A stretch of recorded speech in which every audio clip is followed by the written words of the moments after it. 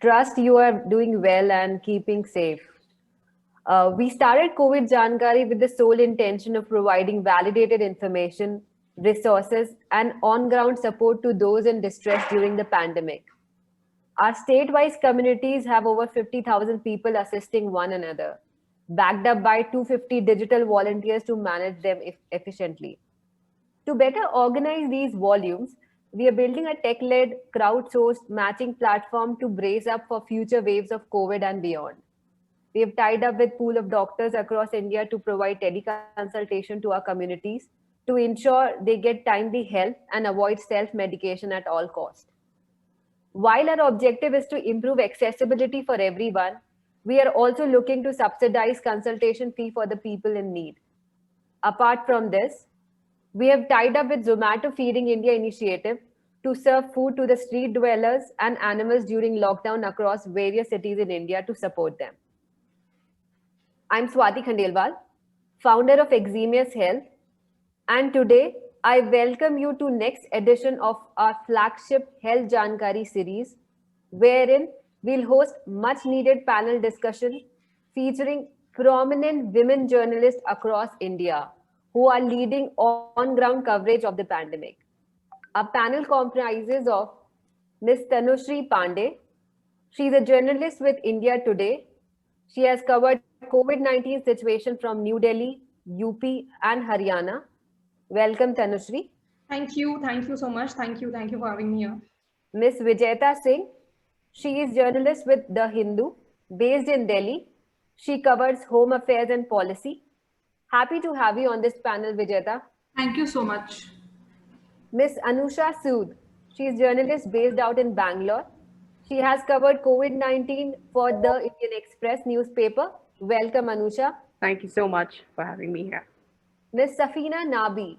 She is an independent journalist and has been writing for COVID situation in Kashmir for Al Jazeera and other publications. Glad to have you, Safina. Thank you so much. Ms. Soumya Lakhani is an independent journalist. She has been highlighting issues of healthcare workers through her reports. Welcome, Soumya. Hi. These Ms. Tabina Anjum has been covering COVID pandemic from across Rajasthan. She writes for Outlook magazine. Warm welcome to you, Tabina. Thank you so much, Swati. Thank you. Thank you so much. Thank you all for joining us. These terrific women journalists that we have today on our panel have not only covered the pandemic through their moving reporting in last 2 months, but also have been great communicator and influencer on their social media handles. So welcome all. I'm glad to have all of you for this panel discussion. I also welcome our moderators, Dr. Venuka and Dr. Hari, to host the panel. Let's talk health. Over to you, Venuka. Thank you. So, thank you everyone for joining and thank you, Swati. I extend a warm welcome to our panelists this evening. Let's begin with a huge round of applause to the team COVID Jankari for the wonderful work that they've been doing across.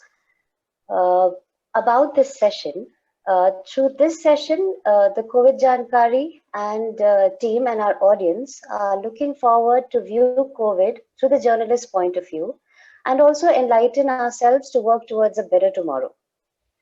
For the understanding of the panel and the audience who has joined us, the session is divided into 3 sections where we will be asking you questions in different formats.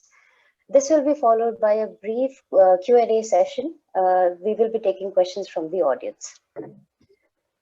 So let's begin this discussion for the evening. So let me begin with you, Tanushri. Yes. Tanushri, to keep the public well informed during the pandemic, newsrooms and journalists across the globe and India alike have made COVID coverage their priority. However, we do see that there is an ever-changing nature of COVID information, right from the stats to the cure, everything. That, I'm assuming, does pose a challenge to you. How then does the journalism fraternity debunk this infodemic that has been put across to the masses and deal with this information overload themselves? Right. Thank you for asking me this question. And I think the reason you're asking me this question is a very good sign. I'm audible? Yes, please. Yes. Because I think now we know, and I think now a lot of people in the country knows that yes, there is a problem in hand of too much information, and the part where we have to really worry about is that too much information, and most of the times it's wrong. It's just based on bizarre facts, and I think a lot of I wouldn't give credit to TV channels here.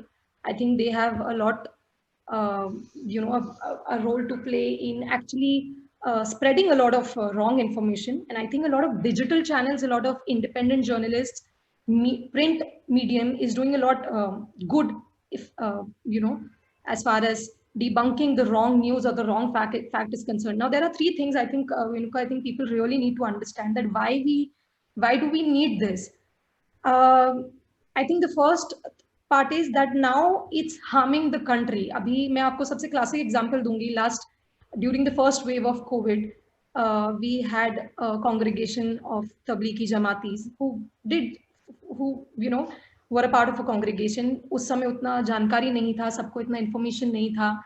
Now, of course, the investigation agencies are doing what their work is, but वो उतने में खत्म हो जाना चाहिए था.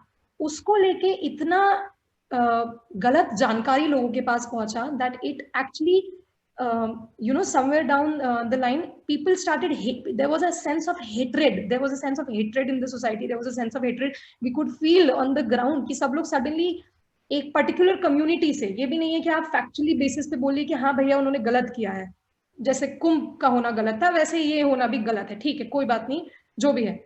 But there was so much wrong information being circulated among the public. We have our WhatsApp university, and that people started hating. There was a sense of hatred among. So that is, I think, extreme. That is the first thing which is wrong with the country. We can't let it happen. So we have to really work on it. The second thing I think which people are now started to realize that it is because of wrong information now people are dying. I mean, just a few months back, during the first wave of COVID, see, I'm no expert, but every house there were people who knew that okay, Coronel is a immunity booster. It can cure COVID. आप इसको खा लीजिए, आपको COVID नहीं होगा. So I think we shouldn't be scared to tell those people that nahi ye galat hai. Other countries are actually listening to the experts, listening to the doctors, believing on the fact and proven based medicine. So we should be believing in that. So I think now people are realizing कि अच्छा अभी हमारे घर पे भी आ चुका है ये, इसका इम्पैक्ट हमको हो रहा है. जो गलत इन्फॉर्मेशन लोगों तक जा रही है उसका इम्पैक्ट अब गांव-गांव घर-घर में है. वैक्सीन को लेके इतनी गलत इन्फॉर्मेशन है that people I have been to a lot of rural areas and it is just bizarre. People are saying हम लोग लगाएंगे तो मर जाएंगे. Now it was it is just, और हम उनको कैसे बताएं कि नहीं हमने लगाया है तो हम बच जाए तो आप भी लगा लीजिएगा. So I think secondly that it's really impacting all of us now. We are in the middle of a pandemic. We should be having access to a lot of information. More than half of our country is rural, so we really need to take care of the part कि सही information पहुंचे. इतना मुश्किल काम नहीं है, but मुश्किल काम जो है एक, और जो कि हमें जर्नलिस्ट का कभी काम ही नहीं था. हम लोग इसीलिए इस बात को कुछ साल पहले तक तवज्जो नहीं दे रहे थे. अभी हमारे पास ऑर्गेनाइजेशन है ऑल्ट न्यूज बोल के, जिनका सिर्फ यही काम है कि वो लोग रात दिन सुबह शाम फैक्ट चेक कर रहे हैं. सो अगर सब इंफॉर्मेशन, जिनका काम है इंफॉर्मेशन सही देना, वो हमें इंफॉर्मेशन देते हैं, हम उसको ठीक से पहुंचाते, तो अगर सोचिए क्रेमेटोरियम में 80 लोग मरे हैं, हम लोग गए, हमने आंकड़ा पूछा कि सर ये एक इंफॉर्मेशन है जो पब्लिक को देनी है, कितने लोग मरे हैं, आपने बताया 80 मरे हैं, हमने बताया 80 मरे हैं. और अलार्मिस्ट होने की जरूरत नहीं है, ये सिर्फ सही इंफॉर्मेशन पहुंचाना है, पर वो नहीं हो रहा है.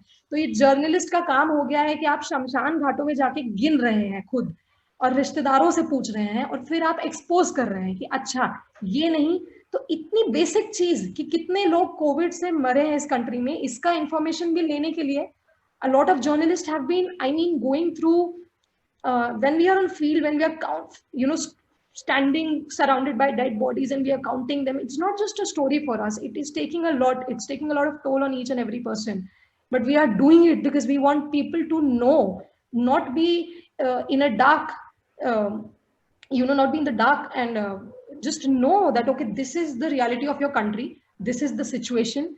So I think it is extremely important, but a lot of TV news channels haven't been doing it right, have not been doing it right, and I'm saying it being a TV journalist. And a lot of print mediums, digital, independent journalists have been doing a lot. I remember Vijeta ma'am, she's always on Twitter, and most of the time she's always sharing her piece of information and we are reading it. But कभी भी कोई कुछ ऐसे गलत भी लिख दिया है, कहीं सोचिए कोई कश्मीर का कुछ लिख दिया है या कहीं का कोई गलत information लिख दिया है, so she'll be the first कि नहीं, ऐसा नहीं है, ये गलत information है. तो ये this is extremely important. So there are two things. अभी पहले हम लोग के पास सिर्फ काम था अच्छी stories करना. अच्छी stories से I don't mean positive stories, I mean the ground reality करना, investigations करना, और जो भी exposes. अब हमारा ये भी काम है to keep debunking the wrong facts, the wrong stories, the wrong notions. Not opinion, we are not here to change anybody's opinion, but the least I think we can do is debunk, scrap the wrong piece of information. I think this is the most even important than doing our own stories. We can take a break, okay, other people will do it, but it's and due to the social media, we are in an era, it's the social media time, and we have to keep doing it. So I think it's very important. We are not doing our enough to sort of debunk infodemics, but I think we should just try more, and each person should do his or her bit and listen to the right people. Having opinion is one thing, having an expert opinion, somebody who knows, somebody who has gone to the field, who has seen from his own eyes and studied that. I would never say मैं अभी घर बैठ के यहाँ पे कभी कुछ कश्मीर का नहीं बोल दूंगी, मेरे को नहीं knowledge है उस बारे में. I will call somebody कि अच्छा विजेता मैम, मैंने ना ये किया, या तभी ना मैंने यहाँ से ये पढ़ा है राजस्थान का, सही है क्या, आप मुझे भेज सकते हैं कुछ जो support करे. So I will do it. I do it, and it's no harm, it's no embarrassment. We need to open to the fact that we know a lot of wrong things. It's not our fault. It's the fault of the media at large, I would say, the governments. And but yes, right now it's very important to keep debunking the wrong piece of information, yeah, and the wrong facts.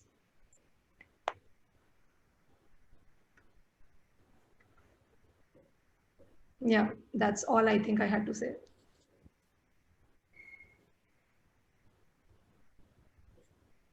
मेरा ऐसा तो नहीं है कि मैं बोल रही थी और कोई किसी को सुनाई नहीं देता. आप सुन रहे थे, you spoke sense. Thank you so much. That was very well laid out. बोल दिया और याद भी नहीं है, वापस नहीं बोल पाएंगे. Hari, I think you can take it over. Yeah, that was very well laid out, Tanushree. Thank you very much. I can imagine how difficult it would have been, the way you were saying, being in the field and looking at all the bodies and all. It goes much beyond just news coverage, and there's absolutely emotional turmoil as well, right? Thank you for sharing your experience. Thank you. As well. Moving on to Safina now, if I may. Hi, Safina.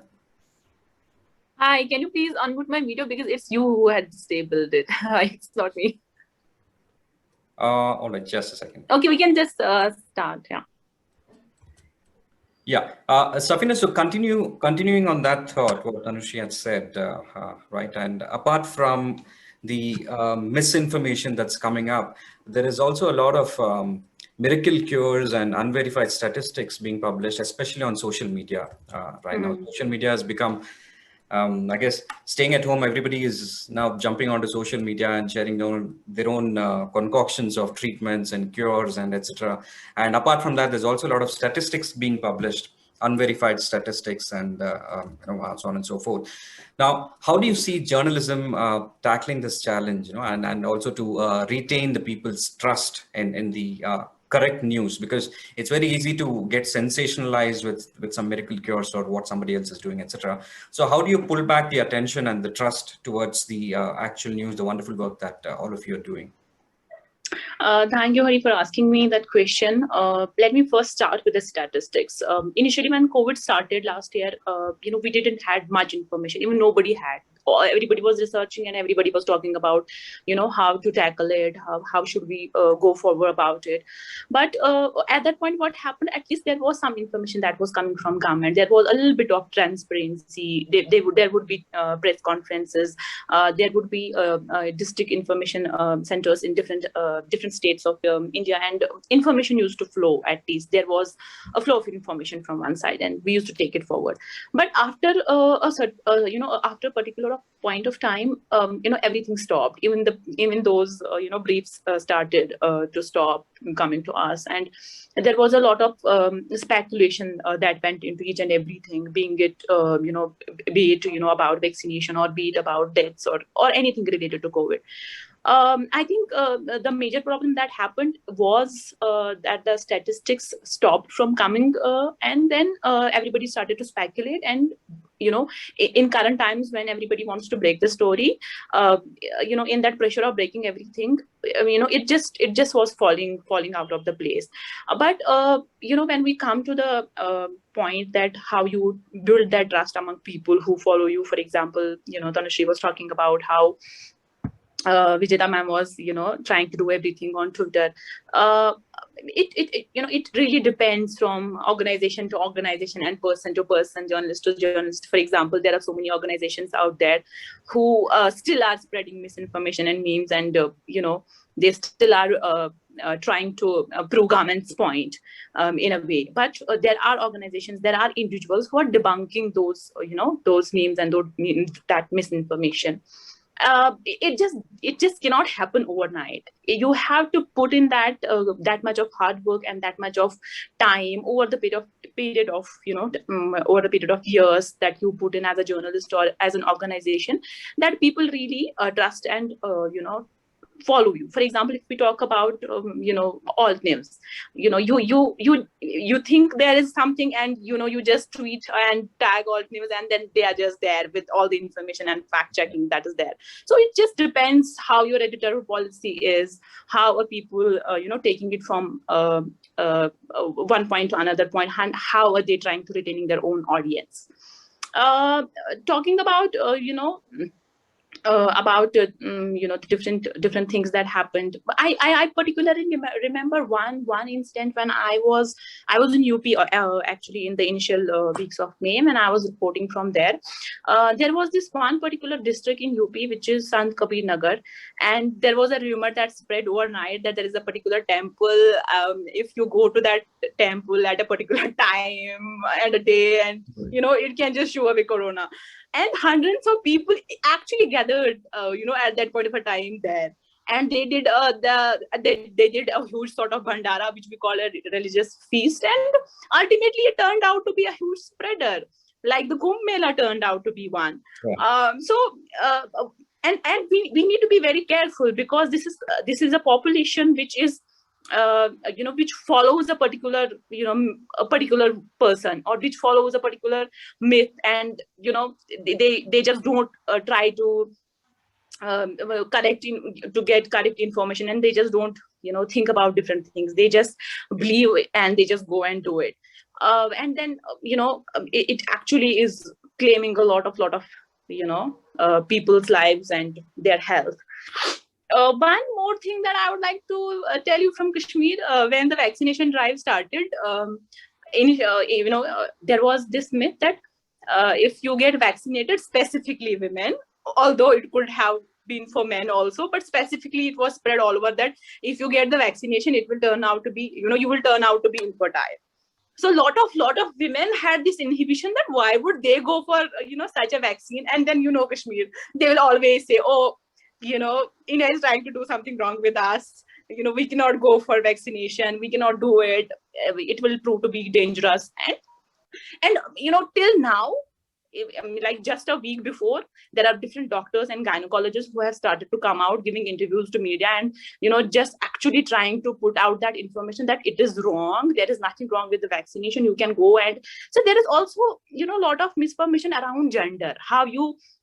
There are biases in vaccination also for the gender, for example, and my first question was that even if it is it will prove out to be infertile, it would be for the whole population, not only for women. Why are they just pushing women from the line that they should not get vaccinated? Right. And when I heard it, and when I was supposed to get vaccinated, and somebody said that there is this kind of a rumor, and very, very close one, friend, I said I would 100% prefer to be infertile rather than getting not getting it and dying. You know how it is. So there are lots of myths around it, and it when it spreads at a large scale. And this misinformation also blocks a lot of campaigning that goes into different processes. For example, be it vaccination or be it campaigns that stop spreading the virus. So for example, there are extra efforts that go into it to curb those things that are happening. The actual focus should be on getting vaccinated. The actual focus should be on people who are into virus, getting them out of it. But our major time goes into then debunking those myths and those misinformation. And I think that also puts a larger risk for the public health. I think that's it. Right, absolutely, Swapna. You're right. So probably that poses a bigger challenge than the disease itself, right? People following wrong treatments, etc. Yeah, thank you so much for sharing your views. Venika, over to you. Sure. Thank you so much, Safina. That was really enlightening. So, Tabiha, this question is for you. Sometimes, so this is something that we're seeing now as well. It's going on where we see coverage and newer treatments. It kind of creates unprecedented interest among the masses. Like if you see remdesivir, plasma therapy, steroid abuse, and now the mucormycosis requirements of antifungals everywhere. We've seen these kind of examples. So how do you draw the line between medical news reporting versus providing medical advice? I wouldn't say providing medical advice, but yeah, keeping a clarity and keeping a distinction between the two. Well, it's for me. Tavina. Yeah. Yes. Yeah. Hi, Venika. Thank you so much. Well, see, most of us, I don't know, like I've never been a properly a health reporter, but I've covered entire state in last 1 decade. So health is something that you cannot miss out, health, education, etc. But like my expertise was never health. I usually cover politics, policies, whatever is happening in the state. But both these, pandemic wave 1 and pandemic wave 2, it was very challenging for us journalists also, for, studying the whole thing, reading research papers, even subscribing journal to some extent, and also following the news, what's happening in US, what's happening in China, what's happening in Europe, how is Switzerland battling with it, and how Australia has, is in a better shape. So, I mean, a lot of information, but still, when you're a reporter, you are, you can't just be expert of one single thing. So, whenever we do such stories, or, whenever we are supposed to write such stories about oxygen, about remdesivir, about, liposomol, or, all these medicines, they're very tough also to remember. So, I mean, we always consult, I always consult a doctor, the concerned doctor, So this is very important, like a journalist should, because it is a policy issue. There is a lack of, there's a lack of arrangement, there is a lack of concern, there's a lack of empathy. But again, it's a health beat. It's a health beat news, right? So doctors, intervention is very important. So the doctors who were treating patients here, who were the in charges, who were the nodal officers, for example, we have this SMS college principal or the COVID hospital principal. So we would like I would talk to him. Is it like how much demand is about remdesivir? How much do we actually need? Because, at some point of time in last month in April, every other SOS that you would see on Twitter was like, patient requires remdesivir. Patient requires an oxygen concentrator, or now a liposomol is required, or toxi, Zumalab, all those medicines are required. So I mean, then doctor would say, no, I mean, it's not required for everyone. It's just that, some patients also want to, get the medicine and hoard it because, there was a lot of, there was a lot of uncertainty. They were not sure, it was like, just hoard the medicine. You never know you require it. But then I came across some interesting cases where, because I was very closely associated with SOS and volunteering bit also. So I came across many cases where patients' family, their sons, they returned the medicines, they returned the remdesivir to those people who require those medicines the most, saying that, our father or our patient does not require it most. But it happened later. It wasn't happening with, with everyone. Now with black fungus thing also, you require these 42 injections. Again, it's very difficult to acquire these 42 injections. And also as a journalist, when we used to do these stories, I used to write these stories. So every day I used to talk to doctors also. Then, I would see that, there was a demand and gap thing was always there. Rajasthan had 19,000 cases. It peaked around 19.5. And now we have 1.5. 1 month ago, there was 19,000 cases. So, demand was very high. Demand was very, very high. We required like 10,000 remdesivir every day. But the number of remdesivir that were allotted were very, very less. They were just 1,000. They were sometimes 500 per day. So, demand and supply gap was always there. So then, like any other state, here also they made a mandatory rule that whoever wants to acquire remdesivir has to go through a proper channel, like through a government channel, through CMHO, where you have to, write in on behalf of a hospital, you have to put in your papers, your prescription, your COVID test report, etc., etc. Then a CMHO will decide, if you need medicine or you don't need medicine, then your private hospital will be allotted. I think this rule was more or less happening in the same every state. But, what we came across was a lot of black marketing also, lot of black marketing, and that also happened. And sometimes, the same drug that was that costed 5,000, it used to cost for, they used to sell it for 15,000 rupees. So, I mean, you used to get these informations, sometimes when you used to handle these SOS cases also. And there used to be like, remdesivir is available on this number. So a lot of misinformation. Then if we would call those numbers, then we would see that, they don't have the medicine available. I mean, it's a lot of misinformation basically. And since you said that, how a journalist should, because these, while reporting COVID, how he or she should,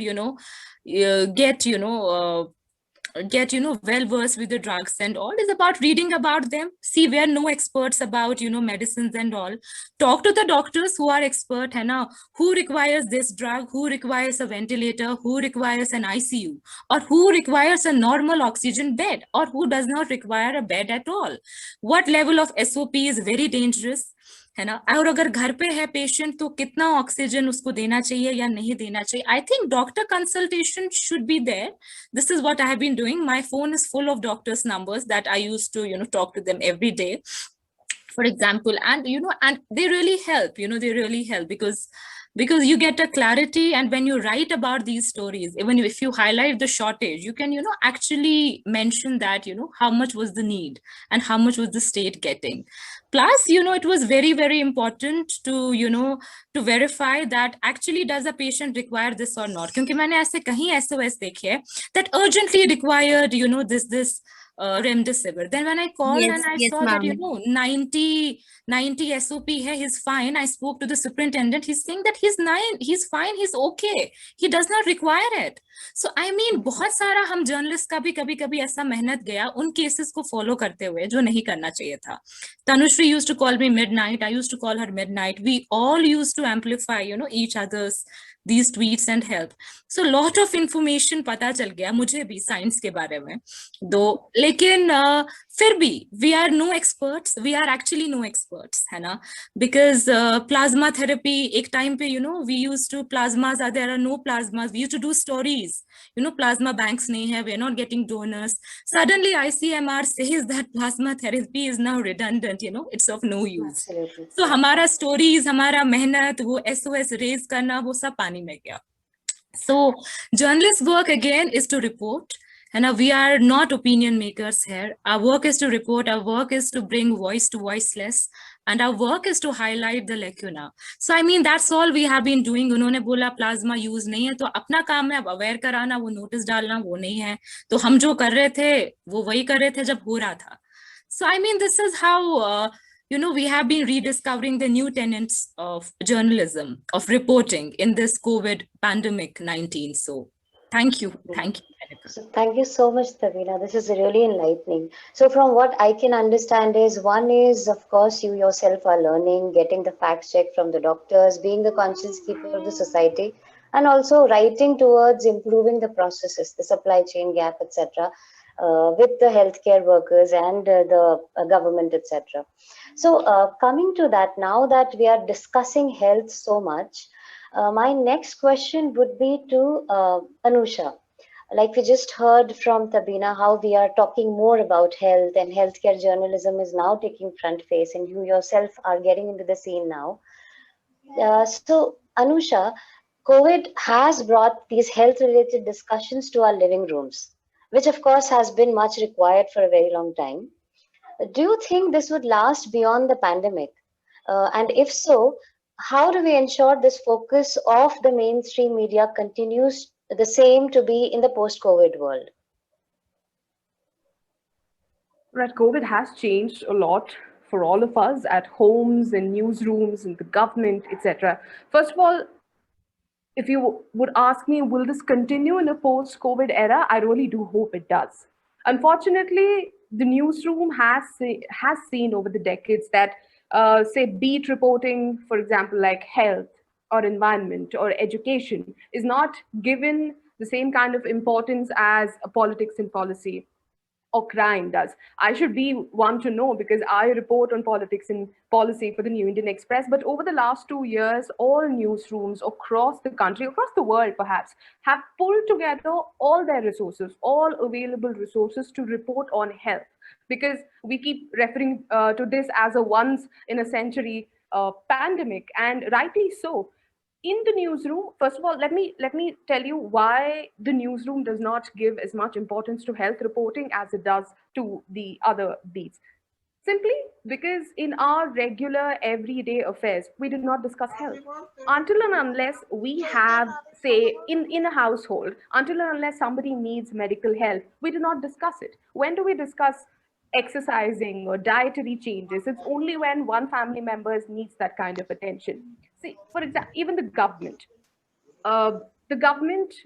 multiple governments, not the current one, but in India, we've seen government after government has not paid the kind of attention that healthcare education requires. Even during a pandemic year, this fiscal year, our grand announcement was a new scheme saying that said Swachh Bharat Yojana, and about 64,000 crores was set aside for it, but that was over a period of 6 years. You divide it, and the number is just about 10,700 crores for this year, right? So even during a pandemic time, our union budget has set aside, say, about 0.34% of the GDP for health per se. Now that trickles down, that kind of interest trickles down to a newsroom. Newsroom, after all, is like any other organization, just a microcosm of our society.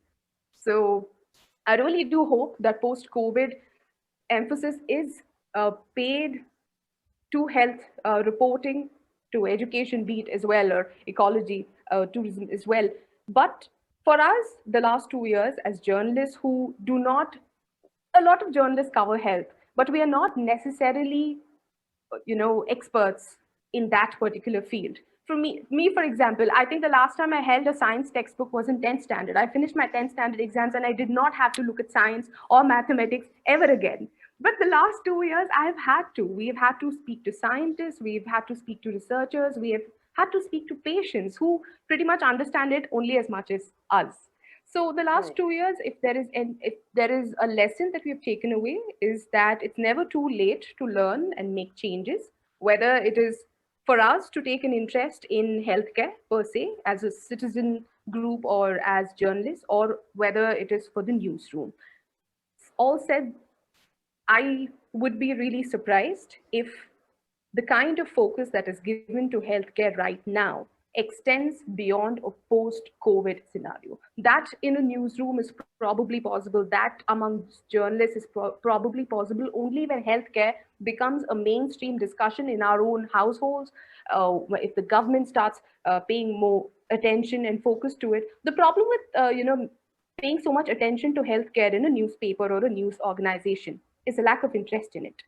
I'm not trying to shift the blame onto the audience or to say that nobody wants to consume. People who want to get information on healthcare science would prefer scientific journals, would prefer speaking to experts than to depend on a newspaper, unlike when it comes to politics and policy.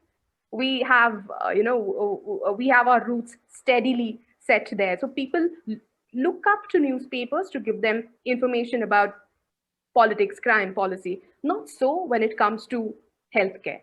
Probably that will change when there is more focus on dedicated health reporters in a newsroom, when health as a beat is given the kind of importance it requires. Probably the last 2 years will give us a little more understanding of healthcare as a whole. We have made a lot of sources that we never thought we would require for in our careers, and hopefully that will be put to use in the next how many ever years that COVID leaves a mark. So keeping our fingers crossed there, and hoping that this learning takes us to the better future.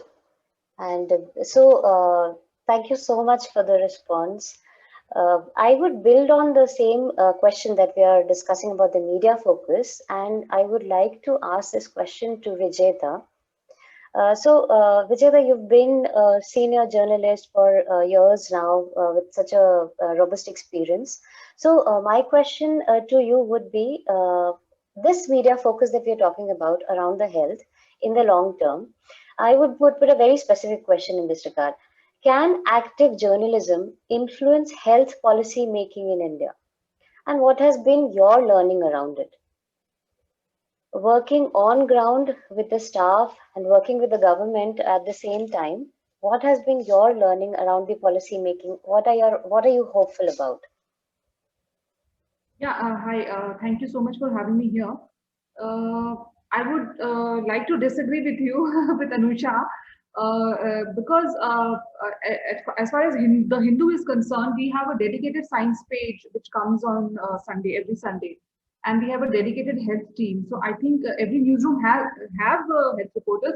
But yeah, it's a different thing that if a bomb blast has occurred and if a health story is there, then of course a crime story will go on the front page. So that is the difference I think she was trying to make. And yeah, but when it comes to policy and how we influence, we don't write with an aim to influence somebody's mind or somebody's policy. We write facts. Facts are sacrosanct. Whatever information that we are getting and whatever briefings that government gives us and whatever information that a reporter has collected. So that is culminated in a story, and that story is based on facts. So whether or not government or the people in power, they want to take that information seriously, and they want to shy away from accepting the reality, that is a different thing. But a reporter's aim is always to bring out the truth. And if in the process the report has been taken cognizance of either by a court or by the government, then nothing like it. So yeah, that is how it works. The second thing I would like to mention here is I cover government, basically a government building, which is the Ministry of Home Affairs. So you would think from the outset that it is very easy and you get your daily, you have interactions with people and you get stories, but the most difficult part is reading government documents. So not many people know here that last year in March, the Ministry of Home Affairs, they invoked the Disaster Management Act 2005. So the DM Act, it was first brought after the tsunami earthquake, which killed like thousands of people in 2004. So there was no central law to deal with a disaster as big as tsunami. So after that, a legislation was brought, and it was decided that whenever a national notified disaster takes place, then the center will take over all the operations, and so it will help in help the states also in decentralizing, in centralizing the efforts and operations, getting vaccines, everything that we're seeing right now. So center to go, and the Union Home Ministry is the nodal ministry for the Disaster Management Act. But under that act, there are many notifications that are issued from time to time to extend the DM Act, say to impose national lockdown. So even to read those documents, you need to have an eye. We saw last year that the Home Ministry used to issue notifications by a dozen in a day, and every document had its own connotation and its own interpretation. And these documents, these notifications, they affected people. My mobility, your right to go to a hospital, your right to take a cab, your right to buy vegetables. So it had like large ramifications. So understanding those documents and reporting on them correctly, it was a huge challenge to us, because you wrote something, and this is an age of internet. Even being print reporters, we have to file for web stories as soon as they come, because people don't have patience now. Everybody wants, everybody is a consumer of news. They want it quick. And within that short span of time, you have to check with officials, you have to file your story, and you can't afford to go wrong. And if you go wrong, you will be trolled heavily on Twitter, and your screenshots will be taken. And then again, if you say something, then "Arey madam, ab to ye bol rahi thi, par ye ho gaya." But they don't, and I can't blame the officers also, because they were also depending on somebody else to get the information. So it was a new thing for everybody. So this is one of the areas that not many people understand, that how these notifications are issued and what is the meaning of these things. So to simplify them and to make it easy for the public and the people, that is where journalists come into picture. Okay, so I'm assuming the understanding that you have of these complicated documents and the kind of work that the government does, I hope a similar kind of focus comes back to health, and we are able to prepare policies that align. And now that COVID has put in so much focus around health, we can only hope and pray that a significant part of our GDP at least matches to other developing and developed nations. So, because these orders are also intricately are linked to the health policy that you're talking about. Yeah, absolutely. So we are still learning. Yeah, that's all we can say. So thank you so much, Vijeta. So Soumya, this is my question to you. Now, this is something very interesting, and a lot of our audience, when we were asking this, we were asking for questions before the session. A lot of people were amused, and they were very thankful of the hard work that journalists are doing. So, given the lockdown, travel restrictions, etc., how do you organize your reporting on time? I just heard a candid banter just before the session that all of you guys had about the reporting part. And also, what measures do you take to ensure safety while reporting? So these are we got a lot of questions around this from the audience. Yeah, hi. So, as far as the safety aspect is concerned, obviously double masking, face shield, sanitizer, so on and so forth. So till early this year, I was working at a newspaper. So of course, the paper was, I'd have my own, the office cab would be there, so it was, you knew which car you were taking. You knew that, this is a safe space to be in. Now I'm an independent journalist. So now obviously I have to slightly be a little bit more careful. More than, these are small precautions that we take: wearing a mask, face shield, maintaining that distance, making sure that you come home. If you've been out on field for too long, you isolate, you do as much as you can. But I think the responsibility of the mental health of reporters really lies on the organizations they work for, which is what gets most neglected. A lot of my colleagues here who are, either speakers or, who are probably attending the session, and other reporters that I know, they've been on field far more than I've been in the second wave, because I went for one assignment, came back with COVID. I've been sick for 47, 48 days now. I was just trying to work from home. So I know a lot of my colleagues have been on field, Tanushri, for instance, and, she's been traveling all over. Now, I know how careful she is. She will make sure she's wearing a mask, she's maintaining all that isolating vagara. She's not met her mother in for 3 months. My last conversation with Tanushri was that. So she's taking precautions. But what do you do about the mental health of reporters? That's the main question. How many organizations are providing mental health counseling, grief counseling, trauma counseling?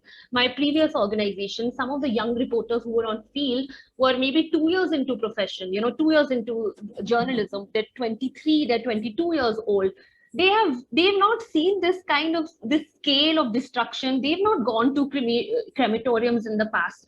So I think the conversation, how we have to physically take care of ourselves, वो हम कर रहे हैं. वो पिछले 1.5 साल से for a year and a half we're taking care of it. But I think it's this aspect, this feeling of doom that's also hitting us. These are not just stories of other people we're reporting. These are our personal stories as well. So many times while reporting, there's an emergency at home. Maybe your grandparent is sick, maybe your parent is sick. You're also doing so many journalists. My God, I think Jatin is one of the people who was attending this discussion. He was somebody who was constantly filing stories.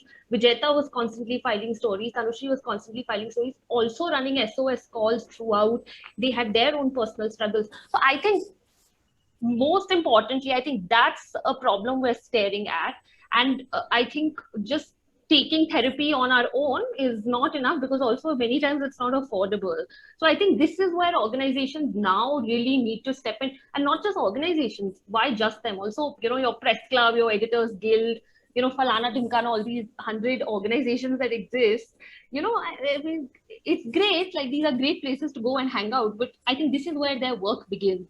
And I think for me, I no longer worry too much about, at least in urban cities, and at least here, I know reporters are taking care of themselves, in the physical aspect of it. But mental health is most neglected. That's where I think, I know that some of us, when Twitter Spaces started, we tried holding a few conversations on Clubhouse and Spaces, and, we talk to each other. Tanushri and I are friends, so we talk to each other often about, Acha, how are you doing? How are you feeling mentally? But I think those are just such small measures, right? We need a more solid measure. We need intervention. I do believe younger reporters, especially who are going on field for doing reporting, traveling from city to city, they definitely need like some sort of grief and trauma counseling. Absolutely, very well put. So thank you so much. So I think journalists are pretty much the frontline workers, in the same category as the doctors, the policemen, the other people who are working so hard. And yes, we are seeing you can prevent COVID to a certain level. Everybody will have to go through it, but the mental exhaustion that comes with it, sometimes the loneliness as well, that can be excruciating and tiring. So thank you so much. Yeah, also one more thing, the fact that we keep emphasizing on the role of the media, emphasizing on the role of ground reporters, photographers, photojournalists. My God, so many stories I have managed, and I'm being very honest here, in the last year and a half, because I write primarily on healthcare workers. Somehow it just became the focus of a lot of my stories. I managed to do a lot of stories sitting at home because I had sources enough to make my calls. But I know for a fact that photojournalists, photographers, they have to be on field. Your video guys, your video journalists across TV and online mediums. If we continue calling them frontline workers, and yet there is such little emphasis on trying to get them vaccinated. I mean, it's just, then anybody praising us and saying, "Arey, bada acha kaam kar rahe hain media wale."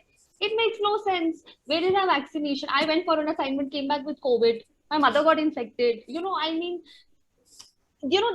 has to walk the talk, which is why more often than not, I feel like groups, agencies, organizations are just failing us. a very sad story where a nursing officer had died of COVID, the first nursing officer who had died in Delhi of COVID, Ambika PK, at a private hospital in Delhi. And all other nursing officers from the hospital had told me off record that they were being made to reuse PPE. And this was, a story I really went after, and we did a lot of follow-ups, and then the hospital did have to shift and they did have to bring out new PPEs. So, just those things, like, you feel a little bit like, chalo, theek hai, kuch kiya hai. But otherwise, I think it's just a collective effort. I think what we do, mujhe to kuch yaad nahi hai, but just that collective effort, I think, was great. Thank you so much for being so modest and honest at the same time, all of you. Like it said, it's a great honor to save a life. You saved many. So thank you so much for all the contributions that you've made. I'll just hand it over to Swati now to conclude today's proceedings. Thank you, Venuka. And like we were talking about, good things that has happened or some ray of hope that has come up. I think we as COVID Jankari has seen volunteers like Sumiran and Apurva. They're on this Zoom channel also, who are working relentlessly 24/7 on SOS calls. So we ourselves have experienced how, students and volunteers and people in their job has come out on these platforms, on WhatsApp groups, on social media, and helped each other. It's like day and night they are picking up, any emergency of an unknown individual and working day and night to find out the solution for these people. That is how I also met Tabina, because we were working on different leads to get different kind of resources, and it's astonishingly surprising that people have that will to actually help people they don't even know.